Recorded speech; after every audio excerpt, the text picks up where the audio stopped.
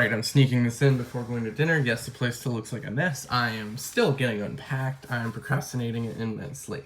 Working away a little bit at a time. Oopsie daisies. Okay, so today it's November 11th. It's not the thing, it's what we make of it. And again, Marcus Aurelius. When you are distressed by an external thing, it's not the thing itself that troubles you, but only your judgment of it, and you can wipe this out in a moment's notice. I always like Ryan Holiday's delve in better. Imagine you dreamed of a life in politics. You're young, you're vigorous, and you've held increasingly powerful positions over the course of your career. Then at 39, you start to feel run down. Your doctors tell you that you have polio and your life will never be the same. Your career's over, right? The story of Franklin Roosevelt, now widely regarded as one of America's greatest political leaders, he was, at middle age, diagnosed with polio after spending years preparing for and dreaming about the presidency of the United States. It's impossible to understand FDR without understanding this disability. The external thing was that he was crippled. This was a literal fact, but his judgment of what it was did not cripple his career or his personhood. Though he was certainly the victim of incurable disease, he wiped away almost immediately the victim's mentality. Let's not confuse acceptance with passivity. So, with the last line saying acceptance, not passivity, he probably still did things to keep his health up and fix himself as good as he can, but accepting that something isn't going to work. Like recently, I've actually accepted that there's certain people in my life that I've tried to keep them in my life because they're family, and I've always hoped they would change, and I always hoped that, hello, Oscar, you're the bestest boy. And I hope that, like, because every time some of these people talk to me, they turn everything into an argument and a way to put me down. And I always tried and I struggled, like, hoping that it would be different and that they would change and we would be like the family on TV. But this person, every single time, can never admit when they're wrong, always blames other people's and projects her victimhood onto others. All she does is ever talk about how bad her health is, this, that, extremely negative about other people. And anytime I bring up anything, it's like, oh, I'm going to try this. Oh, you don't want to do that. You don't want to do that.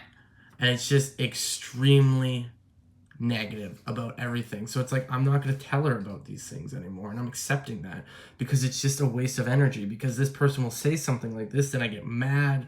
Then I feel the need to vent to someone about it. But then that person probably thinks I'm negative, that I'm venting to. So it pushes other people away.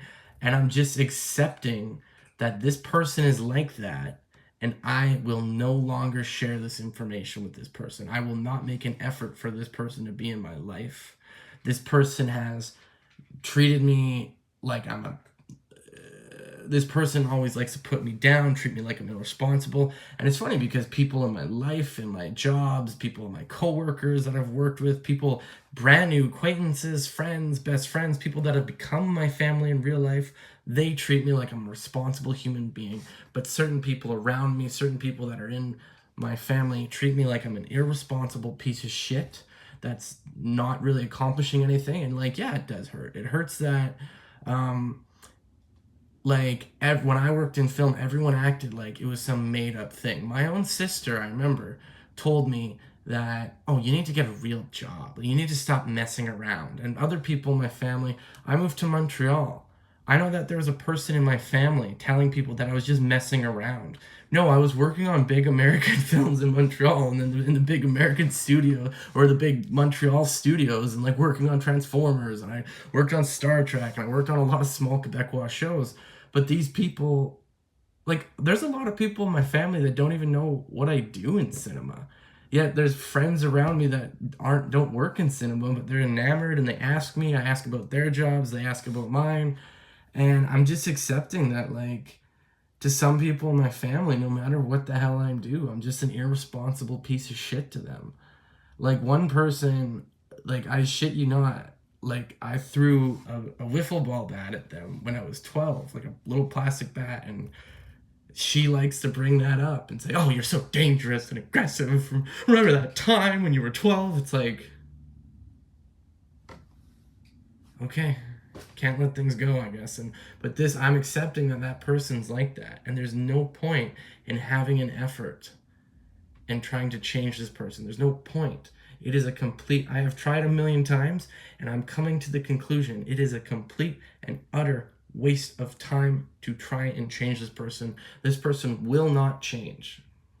And even times when it seemed like they were changing, they would revert back to this argumentative state and argue with me about absolutely everything. Like, here's an example. Here's something funny. I posted on Instagram. I was like, oh, hey, in case anyone wonders what YouTube money is, I showed, I had 100,000 views in the last 28 days, and out of that, I had 650. I made 650 this month. Big dollars. And she'd sent me a text being oh, like, why are you bragging about money? And like, oh, that's so weird. Like, why? Who do you think you are? It's like, it was a joke, Karen. So yeah, I don't know, just accepting that this person is that way and they ain't ever gonna change. So that's how I relate it to this quote today. Anyways, sorry for that little airing out some family drama, I guess. But I would say I feel closer to people in my real life, and like I guess I don't know. I don't know where I was going. Anyways, ciao for now. Have a great day. Bye.